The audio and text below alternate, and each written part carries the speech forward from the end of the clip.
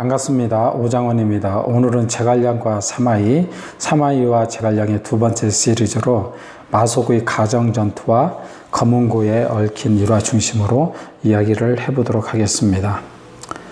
어떻게 하느냐면 세 단계를 걸쳐서 이야기할 건데요. 첫 번째는 이제 정사 부분에서 일어난 일하고, 두 번째는 연희에서 일어난 제갈량과 사마이의 관계, 그리고 세 번째는 제갈량과 마속, 그리고 가정 실책에 대해서 둘 사이에 도대체 무슨 일이 있었나 이렇게 중심으로 알아보겠습니다. 이 북벌에서 사실상 첫 번째 북벌에서 나오는 제갈량과 사마이 부분에서의 사마이 역할은 사실은 크게 없었습니다. 왜 그러냐면 그쪽에 지휘관이 아니었었기 때문에요. 그런데 연희에서는 이제 바로 이제 사마이가 역할을 하는 걸로 나오죠. 그 부분도 아까 말씀드렸다시피 두 번째 부분에서 잠깐 알아보도록 하겠습니다. 촉과 의의 지휘관의 성격이나 이런 걸 알려면 이제 새나라의 정치제도가 조금 알면 이해가 도움이 될 것 같아서 이거를 준비했습니다. 오나라 같은 경우는 각 호족들이 왕을 옹립하는 형태의 종족연맹 정권이라고 이렇게 정의를 할 수 있겠고요. 그래서 손씨 가문이 이제 그 왕이 된 것이 호족들이, 손씨 가문들이 무예에 축출하니까 너 왕하라 해서 옹립한 이런 케이스가 되겠거든요. 촉 같은 경우는 사실상 연륜도 짧고 이제 모든 면에서 열세이지만 공명의 그 지모에 의해서 이제 촉이 세워졌기 때문에 공명을 중심으로 한 강력한 중앙 집권제를 가지고 있었다. 이게 어떻게 보면 촉한테는 어쩔 수 없는 딱 이길 뿐이 없는 선택이었다. 그래서 효율 면에서는 사실은 세 나라 중에서도 가장 뛰어났다 이렇게 또 말씀드릴 수 있겠고요.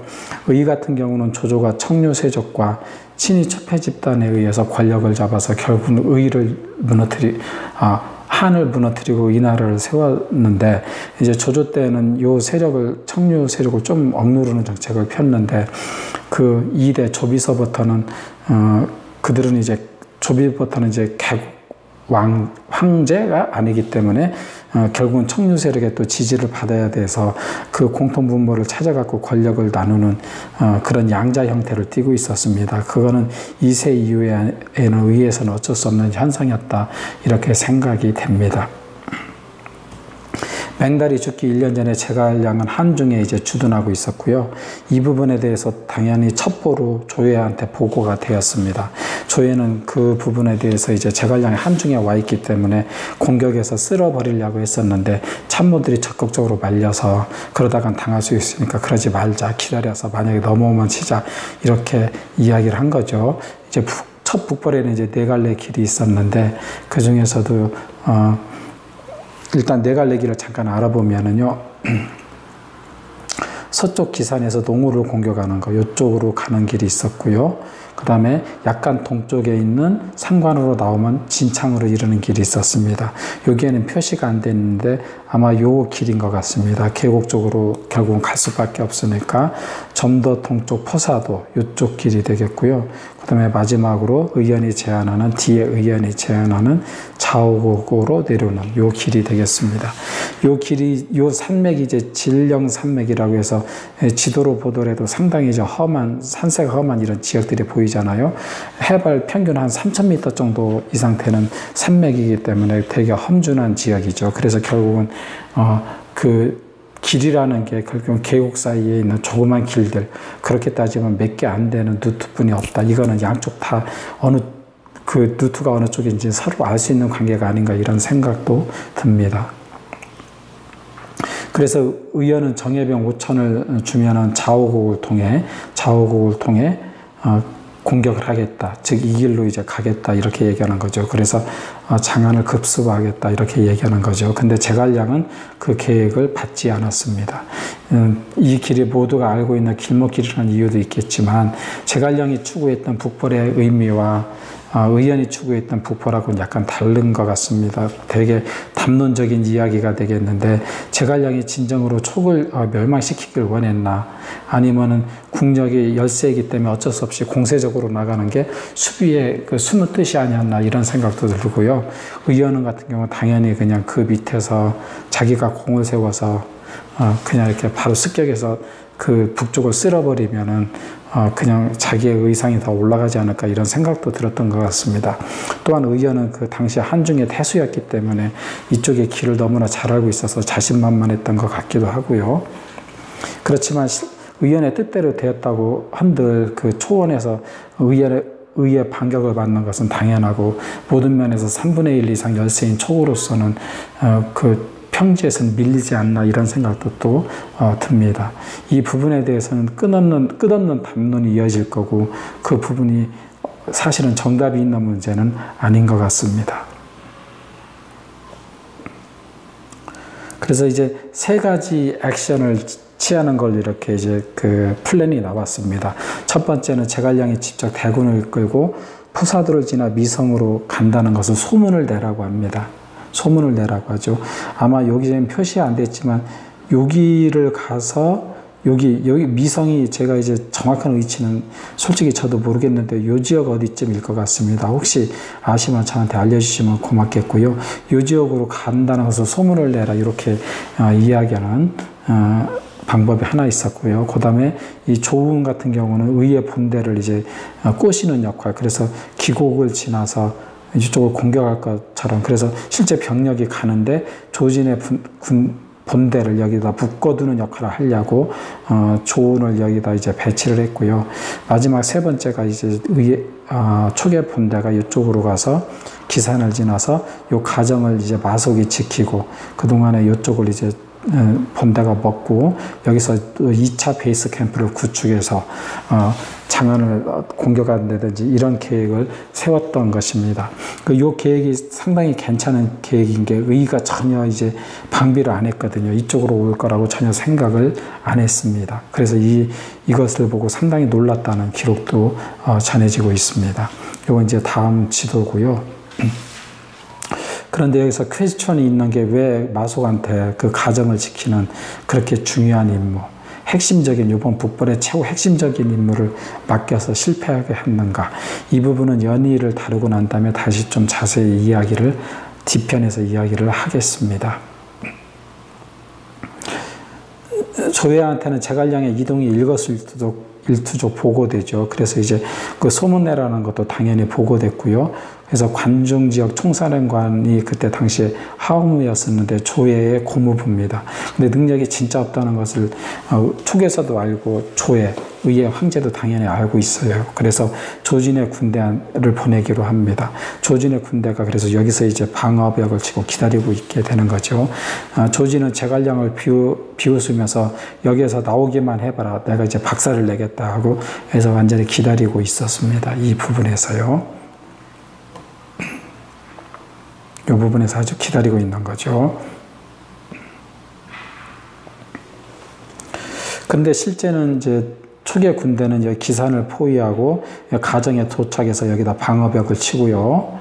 그 다음에 이쪽 천수, 남한, 안정 이 부분이 이제 초관태로 넘어갑니다. 왜 그러냐면 초기의 군대가 이렇게 지나갔으니까 이 뒤에 지역은 이제 그냥 도간에 든 직골이 되는 거죠. 그래서 제갈량의 성동결 격서 전략이 이제 먹혀드리고 있습니다. 왜 그러냐면 의의 본진은 여기에 있었으니까. 조진은 이제 촉군이 올 기미를 보이지 않고 이제 제갈량의 군대가 뭐 기산을 포위했다, 천수에서 모반이 일어났다, 안전군의 촉한의 깃발이 세워졌다 이렇게 막 소문만 자꾸 들어오자.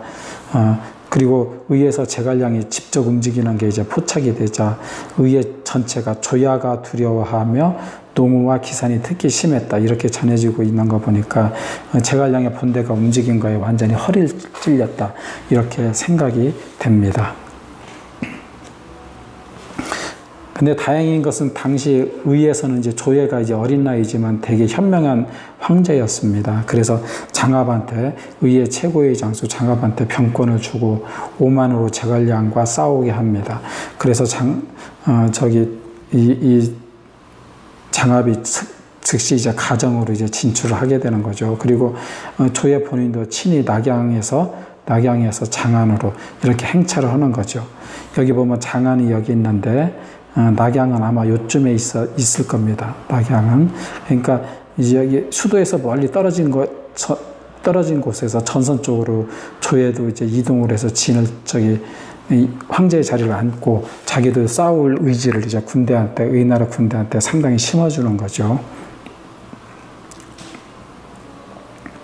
그런데 이제 가정의 선두부대의 촉군의 약점을 장압이 알아차립니다. 백전노장 장압이 그걸 모를 리가 없죠.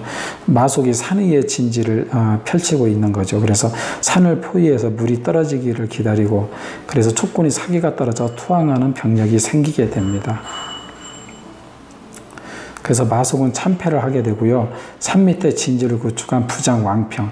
이 왕평이 마속이 산 위에 진지를 구축한다고 할 때 막 안 된다고 간했는데, 사령관은 마속이니까 시끌한마하고 자기는 이제 위로 올라갔죠. 근데 왕평은 그래도 들을 수 없었기 때문에 자기의 직계부하만 거느리고 밑에서 진지를 구축했죠.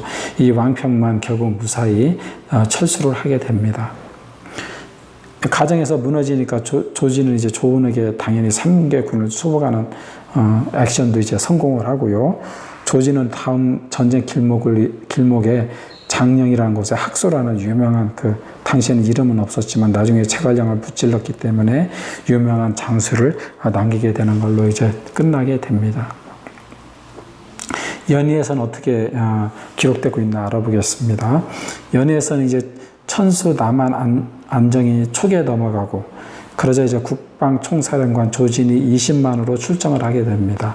왕랑이라는 사람을 군사로 삼고요. 그래서 제갈량과 왕랑이 말싸움을 하게 됩니다. 이제 그 전선에서 모여서 제갈량 대 왕량 이렇게 말싸움을 하게 되죠. 그래서 이제 촉이 더 의로우냐, 의가 더 의로우냐 이렇게 말싸움을 하는데, 제갈량의 혀 때문에 왕랑이 피를 토하면서 낙마하면서 사망을 하게 되죠. 셋째 혀 때문에. 그리고 이제 사마이가 이제 장압한테 명하여서, 여기선 사마이가 장압한테 명하는 거로 나오거든요.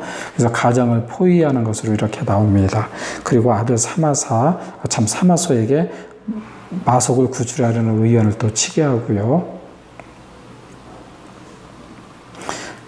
가정이 무너졌으니까 제갈량이 후퇴 계획을 지시하고 5천 군사와 함께 조그만 성인 서성현으로 이제 출발을 하는데요. 병량을 한중으로 그리고 옮기는 중에 이 사마이가 직접 15만으로 제갈량 쪽으로 오는 것입니다. 그러니까 이쪽으로 오게 되는 거죠. 그러자 제갈량은 이제 성문을 열고 검은고 연주를 연기합니다. 그래서 사마이가 검은고 연기를 들어보고 몸을 부들부들 떨며 황급히 철수합니다. 그래서 음을 알았다고 해서 지금 음을 깨우쳤다고 해서 득음 이렇게 얘기하는데요. 당시 성 안에는 2,000명만 있던 걸로 이렇게 기록이 되고 있습니다. 나중에 성이 빈 것을 보고 빈 것을 보고받은 후 내가 싸움에선 이겼지만 끝내 제갈량한테 미치지 못했다. 사마이가 이렇게 고백하는 걸로 나옵니다. 그러면 여기서부터는 제갈량과 마속이, 그리고 가정전투에서 제갈량은 어쨌든 왜 신급 지휘관인 신참 지휘관인 마속을 가정전투에 보내서 패배를 자초했을까? 여기에 대한 의문이 들지 않을 수가 없겠는데요. 첫 번째 이제 가설은 마속이 그 기산을지나 가정을 차지하는 것을 아이디어를 낸 사람이 아닌가. 그리고 이게 상당히 설득력이 있다고 생각이 듭니다. 제갈량이 명장 장압을 막으러 이제 여러 사람한테 의견을 구할 때 대부분의 촉 사람들이 거의 다 의연이나 오일 같은 전투 경험이 풍부한 사람을 추천하고 마땅히 그들 중 선봉에 삼아야 된다 이렇게 건의를 했습니다. 그 선봉이 그 가정이 상당히 중요한 지역이기 때문에 그렇게 이제 의견을 냈는데, 제갈량이 그걸 받아들이지 않죠. 이제 마속에 대한 여러 기록들을 보면 마속은 평소 군사 계책을 논하기를 좋아했다. 그래서 마속 같은 경우는 아이디어를 내는 것을 좋아했던 사람으로 일단 알 수 있겠고요. 거기에 제갈량은 그 재주를 또 높이 쳐줬다고 이렇게 기록이 되어 있습니다. 그리고 마속을 만나 대화를 나눌 때면 대낮부터 시작해서 밤늦게까지 이어졌다. 이런 걸로 보면은 당연히 그 기산을지나 가정을 차지하는 그 계책도 제갈량이 마속하고 충분히 상의했을 거다 이런 생각이 들고요. 제갈량이 아이디어를 냈는데 마속이 거기에 보완했다든지 아니면 마속이 아이디어를 냈는데 제갈량이 거기에 보완했다든지 그것은 충분히 서로가 타당하고 상당히 깊숙이 논의되지 않았나 이렇게 생각합니다. 그리고 한중에 그 주둔하고 있었을 때도 이런 계책, 그 가정 계책뿐만 아니라 설사 가정을 안 냈다 하더라도 많은 계책들을 제갈량한테 내었을 것이라고 당연히 추정이 되고요. 그래서 이제 제갈량한테 자기가 계책에 낸 게 받아들여졌다면 가정으로 가는 길에 대한 조금 그 용어는 조금 이제 어폐가 있습니다만 저작권을 가지고 있는 거잖아요. 자기가 이제 권리를 가지고 있는 뭐 이런 입장이기 때문에 자기도 적극적으로 자기가 사령관으로 가야겠다 이렇게 주장하지 않았나 그런 생각이 듭니다. 가설의 두 번째는 2세대의 직계를 더 키우기로 결심하지 않았나 이런 생각이 들고요. 자기의 사후 대비해서 오직 친분 있는 사람만 중요한 전투에 내보낸 게 아닌가 이런 생각도 또 들 수 있습니다. 그리고 의연의 좌우곡 안에 대해서 공명이 이제 반대를 했잖아요. 거기에서는 이제 물론 이제 자세히는 언급이 안 됐지만 소설에서는 의연이 이제 제갈량의 소심함에 되게 불만이 있었다고 했거든요. 그런 것들로 또 추론해 본다면 물론 소설로 추론하면 안 되겠지만 제갈량 입장에서는 의연이나 이런 사람들보다는 2세대를 키워서 더 이렇게 사후에도 대비하고 직계로 더 명령체계도 단위로 하고 이런 것들을 꿈꾸지 않았나 이런 생각도 듭니다. 그런데 진심은 오로지 이제 명령을 내리고 선택을 한 공명만이 알 수 있는 거죠. 어쨌든 마속은 물을 버리고 산으로 올라 성에 머물지 않았다 이렇게 얘기됐거든요. 근데 왜 마속이 갔더라도 왜 그렇게 산으로 올랐을까요? 이것도 또한 의문이 드는 거죠. 그래서 이제 가설 세 번째는 마속이 이제 아이디어를 냈다는 가정하에 자기 아이디어에다가 또 자기가 지휘관으로 뽑혔잖아요. 지휘로 뽑혔다. 아이디어 낸 거 첫 번째, 자기가 지휘관이 된 거 첫 번째, 두 번째. 그 다음에 이제 자기가 또 전쟁에서 이겼다는 그 천재성을 보여주려는 세 번째. 그 이유 때문에 그 상식이 되게 어떻게 보면 기본인데 물을 버리고 산으로 올라가는 우를 범하지 않았나. 그래서 천재성을 발휘하려고 하지 않았나. 그래서 이제 성에 어쨌든 오래 머물지 않았습니다. 그런데 어떻게 음식이 없으면 더 견딜 수 있을지 몰라도 물 없이 어떻게 살 수 있겠습니까? 진짜 말이 안 되는 거죠. 물의 공급이 끊어지면 그게 아무 의미가 없는데 도대체 이해가 가지 않습니다. 마속이 그렇게 이제 산후의 진지를 치려고 하자 부장 왕평이 이제 만류를 했거든요. 연의에서는 이제 마속의 현장 경험이 없음을 이제 염려하여 제갈량이 왕평을 붙여주고 이제 왕평하고 잘 상의하라 이렇게 당연히 얘기했는데 어쨌든 마속은 높은 산을 점거해야 승리한다고 이렇게 말하고 나중에 너 그렇게 말 안 들으면 군법으로 다스리겠다 오히려 겁화까지 하는 거죠. 근데 장압이라는 의의 명장이 이제 보급로를 당연히 차단하죠. 그래서 물 부족으로 당연히 탈진 상태가 오고 그래서 제대로 싸워보지도 못하고 마속의 군대는 패배합니다. 다행히 왕평이 이끄는 1000명은 산 아래서 북을 두드리며 방어를 했습니다. 그래서 장합이 복병을 염려해서 아주 깊숙이 전진을 안 했고요. 왕평만이 장수와 사조를 이끌고 질서정연하게 돌아왔다 이렇게 전해지고 있어요. 그 왕평 같은 경우는 무식쟁이라서 아는 글자가 10자를 넘지 않았다고 합니다. 그렇지만 장기간 실전 전투로 얻어진 값비싼 지혜 왕평이 가지고 있는 거 그리고 머리만 좋은 마속하고의 전쟁의 승패는 번데기 번자라고 할까? 이제 이 값비싼 지혜를 진짜 천금을 주고도 바꿀 수 없는 이 값비싼 지혜를 왕평이 가졌다. 이렇게 이 얘기들 할 수 있겠고요. 초기의 입장에서는 승기를 다 잡았는데 가정 패배로 금방 전세가 역전되게 됩니다. 그래서 한 줌의 머리카락, 한 줌의 가정 패배가 촉군 몸 전체가 끌려다니는 황당한 꼴을 당하게 됩니다. 패배하고 나서 신상필발의 엄격한 제갈량은 스스로 자기 자신의 계급을 강등합니다. 그러면서 신은 명백히 사람을 알아보지 못했고 일처리에 어두웠다 이렇게 이야기를 하고요. 한중에서 돌아와서 마속을 이제 하옥해서 사형에 처하죠. 그리고 제갈량은 스스로 제사에 임해 그를 위해 눈물을 흘렸다고 전해지고 있고요. 장군 장휴와 이성을 죽이고, 근데 요 사람들이 아마 제가 생각할 땐 마속의 직속 부하들이 아니었나, 부하 장군들이 아니었나 이런 생각이 되고요. 혹시 여기에 대해서 아는 정보 있으면 저한테도 알려주시면 고맙겠습니다. 그 다음에 장군 황습의 경우는 병권을 박탈했는데 그 병권을 박탈했고요. 그 다음에 장사 황난 같은 경우는 마속의 과오를 제때 보고하지 않았기 때문에 죄를 물어 관직을 파했다 이렇게 기록되고 있습니다. 그리고 부장 왕평만 처분을 받지 않았는데 이는 마속에게 제대로 건의를 했고 받아들이지는 않았지만 그리고 자기 군대를 질서정연하게 철군했다 이렇게 또 돼 있고요. 이 사항들을 다 보면은 제갈량이 정말로 신상필벌이 엄격한 사람이었다 이렇게 알 수 있겠고요. 왕평은 그리고 승진이 되었다고 합니다. 마속은 죽기 전에 제갈량한테 이제 편지를 썼는데요. 공께서, 그러니까 제갈량이죠. 저를 아들처럼 여기고 저도 또 아버지처럼 여겼다는 거죠. 그래서 제가 죽더라도 아무런 여한이 없을 것이다 이렇게 남겼고요. 죽은 후에 제갈량이 스스로 제사에 참가하고 그 자식을 잘 돌봤다고 합니다. 마속이 39세에 죽었는데 공명이 당시에 46살이었거든요. 7살 차이였는데 이걸 부자지간이라고 한 거 보면 그 관계가 얼마나 돈도 가고 했는지도 알 수 있을 것 같습니다. 그래서 읍참마속을 하고 이제 제갈량은 3개국 강등해서 승상직에 내려오죠. 그렇지만 실제 역할은 이제 그대로 하게 되고요. 마무리하면서 이제 정리를 하면 속담에 한 구절이 생각나서 가지고 왔습니다.